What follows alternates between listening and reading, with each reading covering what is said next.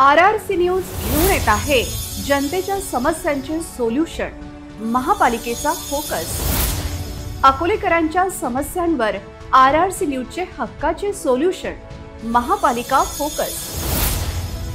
जनतेच्या हक्काचे एकमेव व्यासपीठ RRC न्यूज आणत आहे महापालिकेचा फोकस।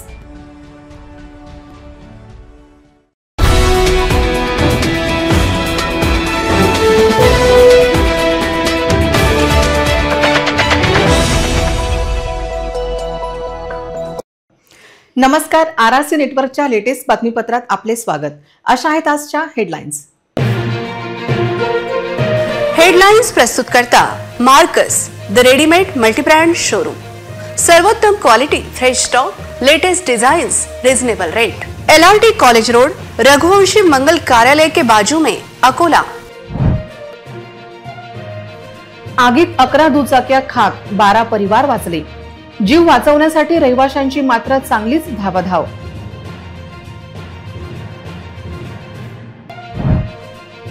महावितरणचे कनेक्शन कुठे हुकले तर नाही ना?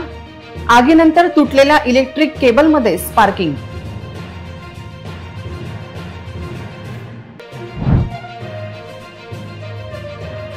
अतिक्रमण विरोधी कारवाईत अडथळा, पोलिसांना करावा लागला सौम्य बळाचा वापर।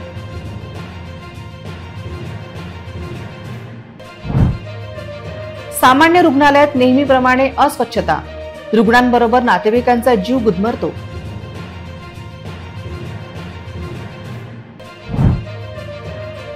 त्या मातेच्या गर्भाच्या पोटात एक नाही तर 2 गर्भ।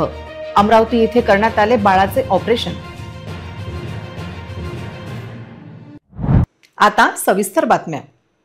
शहरातील गंगाधर प्लॉट परिसरातील आरती अपार्टमेंटमध्ये आज सकाळी भीषण आग लागली। या आगीत 5 ते 6 घरांचे मोठे नुकसान झाले असून पार्किंगमध्ये उभ्या असलेल्या अनेक दुचाकी गाड्या जळून खाक झाल्या आहेत। या दुर्घटनेत सुमारे 12 ते 15 नागरिक अपार्टमेंटमध्ये अडकले होते, त्यांना सुखरूप वाचवण्यात आले।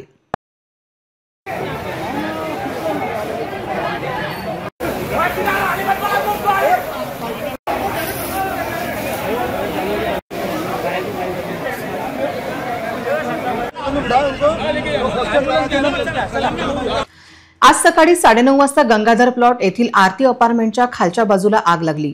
अपार्टमेंटमध्ये एकूण 12 परिवार राहतात। या अपार्टमेंटमध्ये खालच्या फ्लोअरला फ्रेमिंगचा उद्योग करणाऱ्या दिलीप धनी यांचे गोदाम आहे। या गोदामात लाकूड आणि फ्रेमिंगचे इतर साहित्य या आगीत जळून खाक झाले। त्यांचे सुमारे 15 ते 20 लाखांचे नुकसान झाले। आग इतकी भयानक होती की अपार्टमेंटमधील 11 मोटारसायकल जळून खाक झाल्या, 3 सायकली जळाल्या। महापालिकेच्या नगररचना विभागाच्या ढिसाळ कारभारामुळे शहरात अनेक ठिकाणी इमारती या निकषांना डावलून तयार करण्यात आल्या आहेत। त्यामुळे अशा आपत्तीच्या प्रसंगी मोठे नुकसान स्थानिकांचे होत आहे। या ठिकाणी असलेल्या 12 परिवारांना वाचवण्यात आले, पण आग प्रचंड भीषण अशीच होती। त्यातून सुटका झाल्यानंतर नागरिकांनी दिलासा व्यक्त केला। या आगीत नुकसान झालेल्यांची नुकसान भरपाई कोण देणार हा प्रश्न मात्र अनुत्तरित राहिला आहे। गंगाधर प्लॉट येथे आरती अपार्टमेंट येथे लागलेल्या आगीत रहिवाशांनी मिळेल त्या मार्गाने जीव वाचवण्यासाठी धावाधाव केली। अतिशय विदारक अशी परिस्थिती होती। आग लागल्यानंतर इलेक्ट्रिक करंटचे स्फोट होत होते, पण वीज पुरवठा आपोआप खंडित का झाला नाही असा प्रश्न उपस्थित होत होता।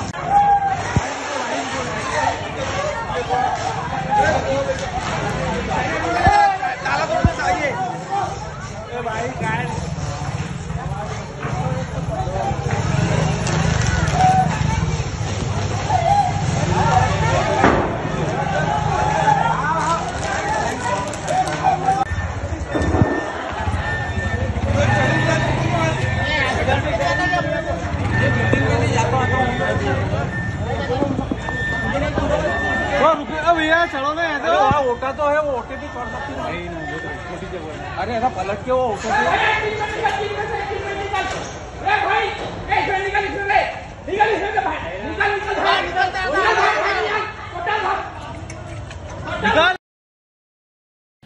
गंगाधर प्लॉट येथील आगीचे हे भीषण वास्तव तुम्ही पाहिले। मागे आग लागली आहे, महिला त्यातून बाहेर आल्या, त्यांच्या मागे इलेक्ट्रिक वायर तुटून खाली पडली, तिचा स्फोट होत होता, पण इलेक्ट्रिक करंट मात्र ट्रिप झाला नाही आणि तो बंद झाला नाही। अशा प्रकारे थेट लोकांचे जीव जाण्यासाठीची यंत्रणा येथे दिसून आली। आग लागल्यानंतर या ठिकाणी अपार्टमेंट मधील दुचाक्या जळून खाक झाल्या। अपार्टमेंटचे फायर ऑडिट सेफ्टीचे कुठलेही उपकरण येथे नव्हते। निमुळत्या गल्या आणि त्यात अग्निशमन गाडी जाण्यास देखील जागा नव्हती। अपार्टमेंट बांधकामांचे सर्व निकष गुंडाळलेले असल्याचे आजूबाजूला उभ्या केलेल्या इमारतीतून नागरिकांना देशी जुगाड पद्धतीने बचाव करणारे सामान्य नागरिक समोर आले होते। आपत्ती व बचावाचे पथक कुठे गेले असाच प्रश्न उपस्थित होतो। आगीने कुठलीही जीवितहानी झाली नाही हे सुदैव, पण अशा प्रकारे आपत्तीच बचाव पथक अग्निशमन दलाच्या सोबत का नव्हते? त्याचबरोबर लोकांना आगीतून बाहेर काढण्यासाठी यंत्रणा नव्हती, असे भयानक वास्तव समोर आले आहे।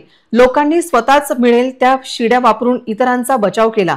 या आगीत काहींना किरकोळ भाजले आहे, त्यांच्यावर उपचार सुरू आहे। महापालिकेच्या भोंगळ कारभाराने नागरिकांचे जीव गेल्यास जबाबदार कोण असा प्रश्न उपस्थित होत आहे। अतिशय गंभीर घटना पाहता पोलीस अधीक्षक घटनास्थळी पोहोचले, पण महापालिकेच्या वरिष्ठांना मात्र येथे येण्यास वेळ मिळाला नाही। 9:30 बजे के आसपास मेरे को मालूम पड़ा, मैं ऊपर था तीसरे मंजिल के ऊपर, एकदम धुआं ऊपर आया, ऊपर आके एकदम से वो उड़ गया। फिर पीछे के साइड से मेरे को नीचे उतारे और नीचे आके देखा तो पूरा ये जल रहा था। इसमें 15 से 20 लाख रुपये का नुकसान है। ये क्या का गोडाउन था आपका? ये फ्रेमिंग के सामान का गोडाउन था। अच्छा, तो पूरा जल गया पूरा? हाँ, मेरा घर ऊपर है तीसरे मंजिल पे। ये अपार्टमेंट में कितने लोग रहते? इसमें 12 लोग रहते हैं। किसी को फैमिली मतलब न किसी को जीवित हानि वगैरह हुई का किसी? नहीं, कुछ भी नहीं। गुलजारपुरा येथील अतिक्रमण काढताना या ठिकाणी जमावाने अटकाव केला। त्यांना नियंत्रणात ठेवण्यासाठी पोलिसांना सौम्य बळाचा वापर करावा लागला। आज दुपारी खासगी व सरकारी जमिनीवरील अतिक्रमण काढताना तणाव निर्माण झाला होता।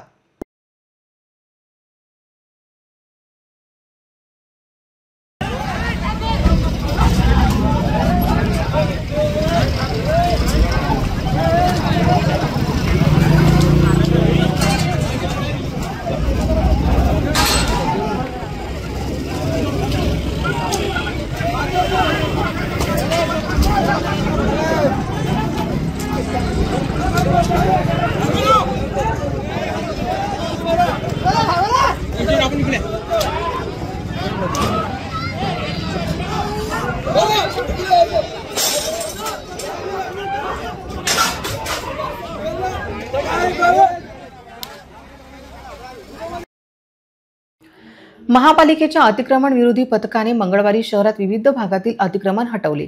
शहराच्या विरळ भागातील अतिक्रमण काढले जात आहे, परंतु मध्य वस्तीतील अतिक्रमण केव्हा काढणार असा प्रश्न उपस्थित केला जातो।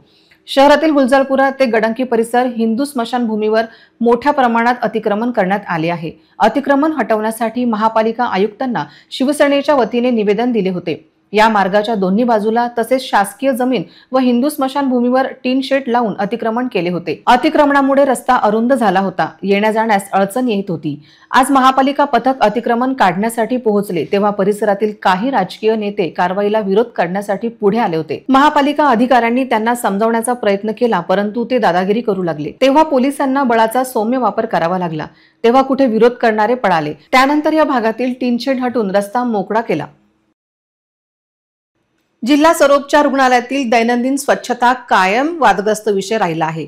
पालकमंत्र्यांनी आरोप यंत्रणेला सर्वोपचार व शासकीय वैद्यकीय महाविद्यालयातील स्वच्छतेवर लक्ष देण्याचे आदेश देण्याची गरज रुग्ण नातेवाईकांनी व्यक्त केली आहे।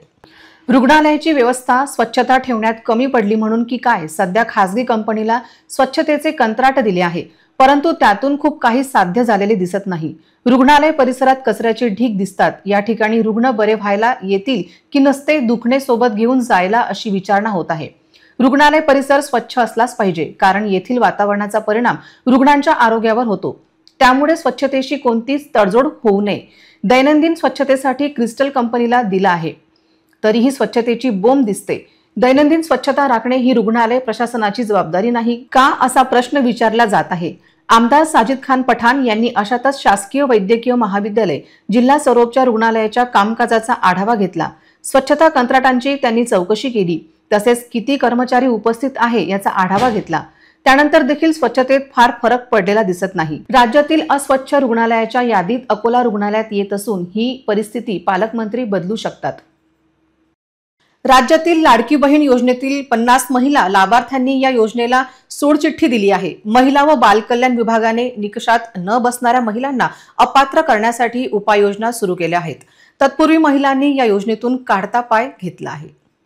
राज्याच्या लाडकी बहीण योजनेत अनेक अपात्र महिलांचा सहभाग आहे। योजनेचे खरे लाभार्थ्यांना लाभ मिळावा यासाठी सरकारने कंबर कसली आहे। आता यासाठी अंगणवाडी सेविका घरोघरी जाऊन पडताळणी करणार आहेत।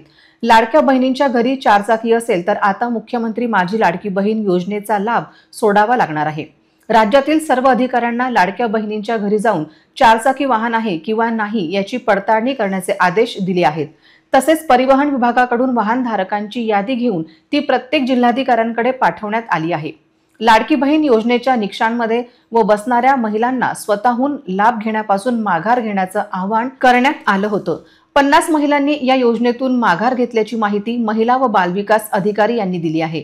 मात्र यानंतरही लाभार्थी महिलांकडून माघार घेण्यात येत नसल्यामुळे शासनाच्या निदर्शनास आल्यास अशा लाडक्या बहिणींवर प्रशासनाकडून कठोर पावले उचलण्यात येणार असल्याची माहिती अधिकाऱ्यांनी दिली आहे। माजी मुख्यमंत्री माझी लाडकी बहीण योजनेअंतर्गत ज्या महिलांनी अर्ज केले होते आपल्याकडे जवळपास 4,47,000च्या वरती महिला आपल्याकडे अकोला जिल्ह्यामध्ये पात्र ठरल्या होत्या।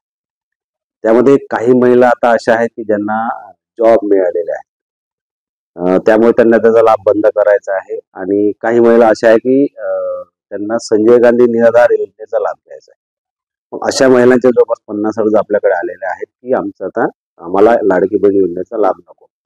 आता ही यादी आपण शासन स्तरावर सादर करणार आणि त्यांचं डीबीटी मधून ते नाव वगळण्यात येणार आहे। अशाच महिला आपल्याकडे जास्त आहेत। चुकून लाभ गेला किंवा अशा फार क्वचित 1-2 महिला असू शकतात, जास्त तो आकडा नाही आपल्याकडे। लाभ न मिळालेल्या महिला आपल्या जवळपास 300च्या जवळपास महिला आहेत की ज्यांना लाभ मिळाला नाही। काहीतरी ऑनलाईन फॉर्म भरत असताना आधार नंबर चुकला असेल किंवा नावामध्ये काहीतरी फरक असेल किंवा काही वयात बसत नसतील तर असेच एक अर्ज आपण ते ऑनलाईन करत असतानाच ते नाकारले होते। ज्या महिलांना लाभ मिळाला नाही त्यांचेही अर्ज आपण मंत्रालय स्तरावर सादर केलेले आहे।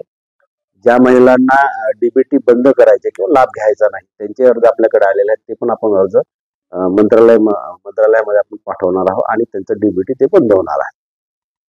इतरही घडामोडींचा आपण आढावा घेणार आहोत, मात्र छोट्याशा विश्रांतीनंतर। गेल्या 3 वर्षांपासून नगरसेवक नाहीत, लोकशाहीत लोकप्रतिनिधी नाहीत, शहरात वाढल्या समस्यांचा डोंगर। बचपना से बुढ़ापा आ गया लेकिन नायगाव की स्थिति जैसी है वैसी ही है। एक्झॅक्ट बिलकुल तुम्ही माझ्या अगदी सोबतच आहे आणि बघा खाली बघू शकतात, माझ्या कॅमेऱ्यापासून तुम्हाला दाखवू शकतात अण्णाभाऊ साठे चौक, डाबकी रोड इथला एकंदरीत सुरुवातच बघा अशी झालेली आहे। आपण शिरोड्याच्या मध्य भागात आहोत, भारतनगर इथे आपण आलेलो आहोत। सगळ्यात मोठा अकोल्यात जर मुद्दा येत असेल तो म्हणजे कचऱ्याचा। माझे दर्शक आता याच्यावर तुम्हीच विचार करा की कितपत हे योग्य आहे आणि कितपत नाही आहे। तेव्हा पहा अकोलेकरांच्या खऱ्या समस्या। RRC न्यूज आणत आहे महापालिका फोकस।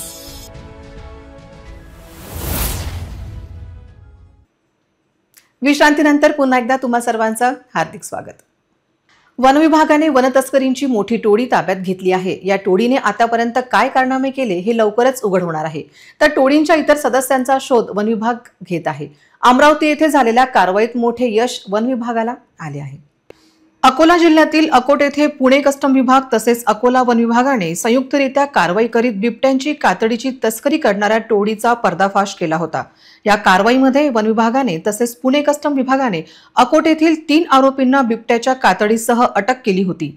तेव्हापासून या प्रकरणातील मुख्य आरोपी बाबा फरार असून या प्रकरणाचा तपास वन विभाग करीत होता। याच कारवाईमध्ये आज वन विभागाने अत्यंत गोपनीयतेने माहिती घेत या प्रकरणातील प्रमुख सूत्रधार असलेल्या राजकुमार सिकची यांच्या मोबाईल नेटवर्कमध्ये संपर्कात असलेल्या मोठ्या तस्कराचा पर्दाफाश केला आहे। अकोला वन विभागाच्या वरिष्ठ अधिकाऱ्यांनी सीडीआर तसेच गोपनीय माहितीचे आधारे एका खवल्या मांजरची तस्करी करणाऱ्या तस्करांच्या मुसक्या आवळल्या आहेत। सदरची कारवाई ही अमरावती जिल्ह्यातील मोर्शी तालुक्यातील लहान तडेगाव आष्टी भागात करण्यात आली। वन विभागाने या प्रकरणात राजकुमार सिकची यांच्या संपर्कातील किसन गायकवाड राहणार पिंपळखुटा तालुका मोर्शी जिल्हा अमरावती तसेच केशव माधव भिवगडे राहणार आष्टी यांच्यासह सुनील पवार राहणार वाघोली, मोहन मनोरे राहणार टुंबनी यांच्या जवळून अत्यंत दुर्मिळ असलेल्या खवल्या मांजराला ताब्यात घेतले। वन विभागाच्या अधिकाऱ्यांनी बनावट ग्राहक बनत 5 कोटी रुपयात सदरची खवल्या मांजर विकत घेतो असे सांगत सदरचा ट्रॅप रचला होता। येणाऱ्या काळात या प्रकरणात अधिक आरोपी वाढण्याची शक्यता वन विभागातर्फे वर्तवण्यात येत आहे। ही कारवाई अमरावती येथील प्रधान मुख्य वनसंरक्षण जयोती बॅनर्जी, वन विभागाचे उपसंरक्षण डॉक्टर कुमारस्वामी यांच्या मार्गदर्शनात सापळा पथक प्रमुख तसेच सहाय्यक वनसंरक्षण सचिन खुणे, वनपरिक्षेत्र अधिकारी विश्वास थोरात, वनपरिक्षेत्रीय अधिकारी श्रीनिवास गव्हाणे, विशेष सेवा वलपाल अनुप साबळे, सुभाष पाटील, सुभाष काटे, तुषार आवारे, अनिरुद्ध चौधरी, अक्षय खंडारे, अनिल जाधव, सोपान रेडे, मंगेश वाडके, अर्जुन शेलार यांच्यासह इतर कर्मचारी उपस्थित होते। 27 जानेवारी रोजी अकोला वन विभागानं बिबटच्या कातडी संदर्भामध्ये 3 आरोपी अटक करण्यात आले होते। सदरील आरोपी 10 दिवस झाले या कार्यालयाच्या फॉरेस्ट कस्टडीमध्ये आहे। त्यांच्याकडून गोपनीय माहितीवरून व त्यांच्या मोबाईलच्या सीडीआरवरून एक आम्हाला अशी बातमी मिळाली की अमरावती या ठिकाणी एक पँगोलिन खवले मांजर याची शिकार करून ती विक्रीसाठी आणण्यात आली होती। सदरील वन विभागानं अकोला वन विभागानं सदरील ठिकाणी ट्रॅप लावून एक पँगोलिन आणि 4 आरोपी रंगेहात सापळा रचून पकडण्यात आलेले आहेत। डमी मेंबर म्हणून त्यांच्यासोबत डील करत होते। तर सदरील डील ही 2 कोटी रुपये आहे असे सांगून त्यांना सापळ्यामध्ये पकडण्यात आले। 4 आरोपी अटक करण्यात आलेले आहेत आणि पँगोलिन खवले मांजर देखील ताब्यात घेण्यात आले। खवले मांजर हे अंधश्रद्धेसाठी धन वगैरे कुठनं काढण्याची अशी अंधश्रद्धा आहे, त्या हिशोबाने ते खरेदी विक्री करतात। पिंजर पोलीस स्टेशन परिसरात 15 फूट खोल बोरवेलमध्ये पडलेल्या वानराच्या पिल्लाला पिंजरच्या संत गाडगेबाबा शोध व बचाव दलाच्या सदस्यांनी रेस्क्यू करून जीवनदान दिले। पिंजर पोलीस स्टेशन परिसरात बोरवेल जवळ काही माकडे जोरजोरात उड्या मारत होते, ओरडत होते। तेव्हा साई गजानन राठी यांनी ते दृश्य पाहिले। वानरांच्या जवळ जाऊन पाहिले तेव्हा वानराचे एक पिल्लू बोरवेलमध्ये पडलेले दिसले। पोलिसांना माहिती मिळाल्यानंतर PSI रहाटे यांनी घटनेविषयी पिंजर येथील मानव सेवा आपत्ती प्रबंधक फाउंडेशनचे प्रमुख दीपक सदाफडे यांना कळवले। माहिती मिळताच गाडगेबाबा शोध व बचाव पथकाचे सदस्य घटनास्थळी पोहोचले। टीमच्या सदस्यांनी वानराच्या पिल्लाला वाचवण्यासाठी रेस्क्यू ऑपरेशन सुरू केले आणि बोरवेलमध्ये दोर टाकून पिल्लाला सुखरूप बाहेर काढले। त्याचे प्राण वाचले। पिंजर पोलीस स्टेशनच्या कर्मचाऱ्यांनी देखील सहकार्य केले। मलकापूर भागात फोफावलेले अतिक्रमण काढण्याची मोहीम महापालिकेने हाती घेतली आहे। ठेले, लोटगाड्या तसेच तात्पुरते शेड उभारले होते, त्याविरुद्ध कारवाई करण्यात आली। त्यावेळी पोलीस बंदोबस्त ठेवण्यात आला होता। अतिक्रमण करणाऱ्यांमुळे वाहतुकीला अडथळा होतो, तसेच शहराचा चेहरा विद्रूप दिसतो। शहरासोबतच गौरक्षण रोड आणि गेल्या काही दिवसांपासून मलकापूर भागाकडे महापालिका पथकाने लक्ष केंद्रित केले आहे। विविध भागात कारवाई करण्यात येत आहे। काही व्यावसायिकांनी रस्ताच गिळंकृत केलेला दिसला, या विरोधात देखील कारवाई करण्यात आली। अतिक्रमण हटवण्याचे आवाहन करण्यात आले होते। त्यानुसार काही जणांनी अतिक्रमण काढले, परंतु ज्यांनी जुमानले नाही त्यांनी अतिक्रमणे पथकाने पोलीस बंदोबस्तात काढली। काही जणांनी केलेला विरोध मोडून काढला। मंगळवारी बराच उशिरापर्यंत महापालिका पथकांची कारवाई सुरू होती। इतरही घडामोडींचा आपण आढावा घेणार आहोत, मात्र छोट्याशा विश्रांतीनंतर। ना दर महिन्यात रिचार्जची भानगड, ना डाटा पॅक संपण्याचं टेन्शन। आमच्या घरी आहे RRC ब्रॉडबँड कनेक्शन। तुम्ही घेतलाय काही वर्षाचा नवा प्लॅन?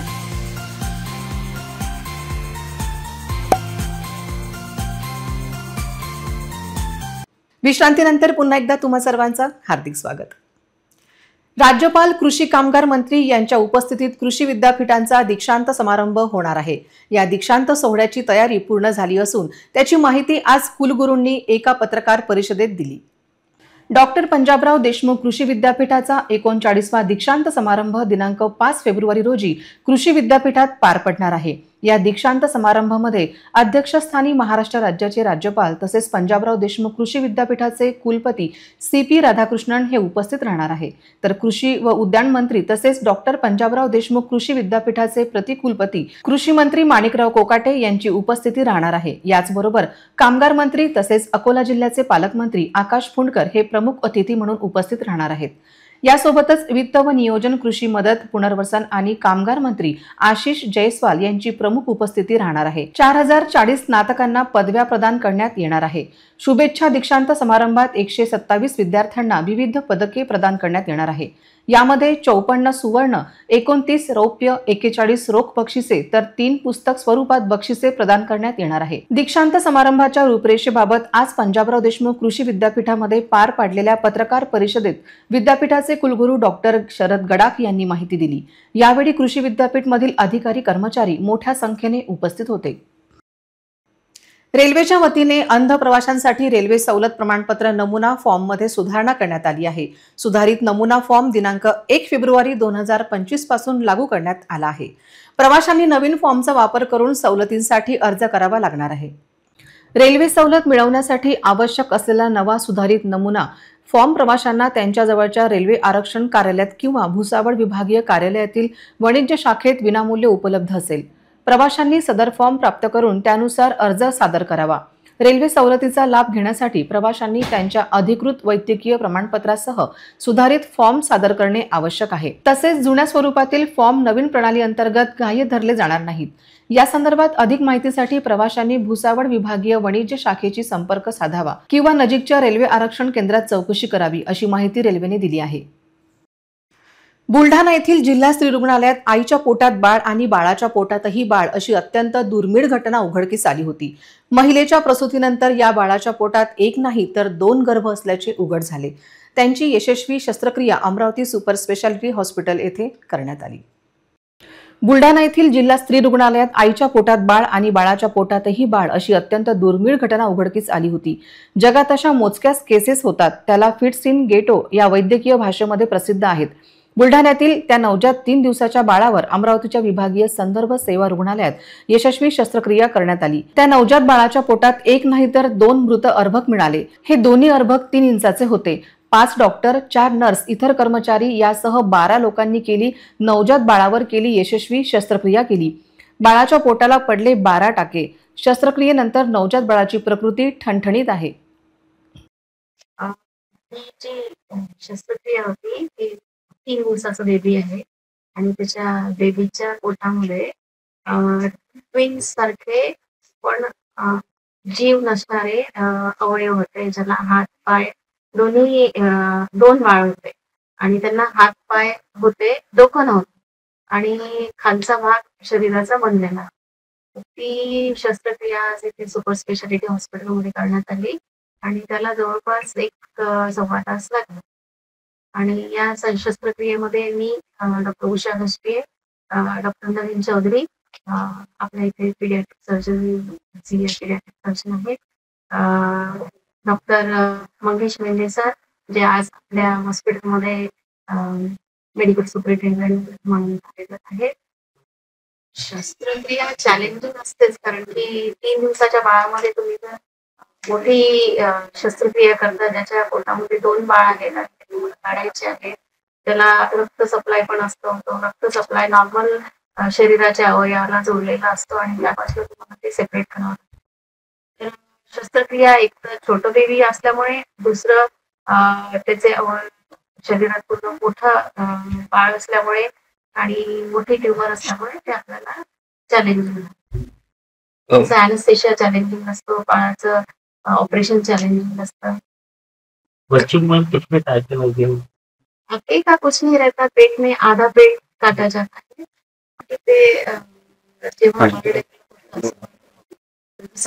ट्विन्स आणि ट्रिपलेट्स वगैरे होतात त्या टाईपचं सुरुवातीचं जे फर्टिलायझेशन होतं आणि ते नॉर्मल आईच्या युट्रस मध्ये ना इम्प्लांट होतात। जे डेव्हलप होणारं एक बाळ असतं त्याच्या पोटामध्ये किंवा शरीरातल्या कुठल्याही भागामध्ये ते डेव्हलप होऊ शकतं। किती लोकांची टीम होती आज सकाळपासून? ते आपण सांगितलं किती लोक सगळ्यांनी स्टाफ देशात आतापर्यंतची ही पहिलीच घटना आहे। बुलढाणा येथून त्या नवजात बाळाला अमरावतीच्या विभागीय संदर्भ सेवा रुग्णालयात उपचारासाठी दाखल केले होते। अमरावतीच्या विभागीय संदर्भ सेवा रुग्णालयातील डॉक्टरांसाठी होते हे मोठं चॅलेंज होते। बाळाच्या यशस्वी शस्त्रक्रियानंतर बाळाच्या वडिलांनी डॉक्टरांचे आभार मानले। पहिला असा प्रॉब्लेम 7व्या महिन्यात सोनोग्राफी पण चांगली होती। त्याच्यानंतर त्याने सांगितलं छोटीशी गाठ आहे म्हणून, त्याच्यावर मी ऍडमिट केलं बाईला। तिला प्रॉब्लेम झाली, आगाम व्हायला लागलो।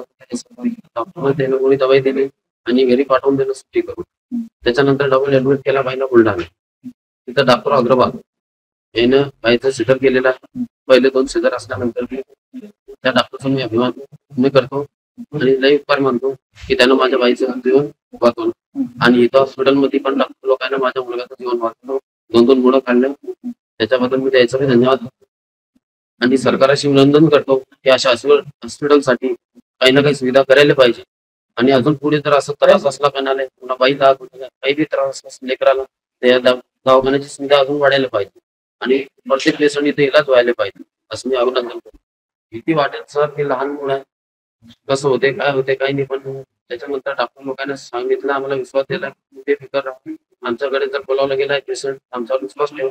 त्या विश्वासानुसार आम्ही कायम राहिले सर, त्याने ऑपरेशन सक्सेस केलं। पुन्हा एक नजर टाकूया आजच्या प्रमुख घडामोडींवर। हेडलाइन्स प्रस्तुत करता Marcus the readymade multibrand showroom. सर्वोत्तम quality, fresh stock, latest designs, reasonable rate. LRT college road, Raghuvanshi Mangal कार्यालय के बाजू में, अकोला। आगीत 11 दुचाक्या खाक, 12 परिवार वाचले। जीव वाचवण्यासाठी रहिवाशांची मात्र चांगलीच धावाधाव।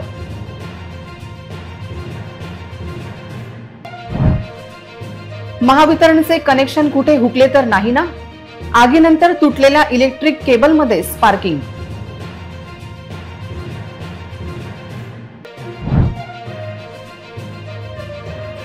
अतिक्रमण विरोधी कारवाईत अडथळा, पोलिसांना करावा लागला सौम्य बळाचा वापर।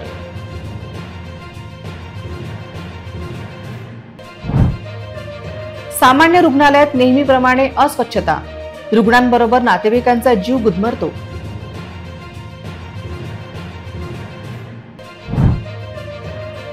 त्या मातेच्या गर्भाच्या पोटात एक नाही तर 2 गर्भ, अमरावती येथे करण्यात आले बाळाचे ऑपरेशन। बातम्यांसाठी तुम्ही पाहत रहा RRC न्यूज। 2.25 लाख दर्शकांनी RRC डिजिटल अकोला हे YouTube चॅनल सबस्क्राईब केले आहे, तेव्हा तुम्ही कसली वाट पाहत आहात? तुम्ही पण सबस्क्राईब करा आणि बेल आयकॉन क्लिक करत RRCच्या बातम्या निरंतर पहा। तुमच्या मोबाईलवर नोटिफिकेशन मिळवण्यासाठी सबस्क्राईब करा RRCचे हे YouTube चॅनल, लाईक आणि फॉरवर्ड करा RRC डिजिटल अकोलाचे हे न्यूज बुलेटिन। पुन्हा भेटूया लेटेस्ट बातम्यांसह नव्या बातमीपत्रात, तोवर नमस्कार।